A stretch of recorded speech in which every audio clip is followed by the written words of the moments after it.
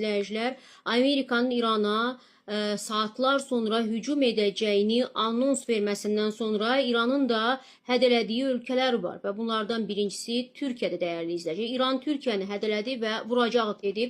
İran region dövlətlərinə, başda Türkiyə olmaqla Səudiyyə Ərəbistan və Birləşmiş Ərəb Əmirliklərinə xəbərdarlıq edib ki, Amerika tərəfindən hücum olacağı təqdirdə bu ölkələrdə yerləşən Amerika hərbi bazaları hədəfə alınacaq. Və bu barədə Reutersə İranın yüksək vəzifəli rəsmisi deyib, Telegraf xəbər verir ki, İran rəsmisi agentliyə bildirib ki, Amerika prezidenti Donald Trump'ın hədələrindən sonra Vaşinqtonla Tehran arasında birbaşa əlaqə də dayandırılıb.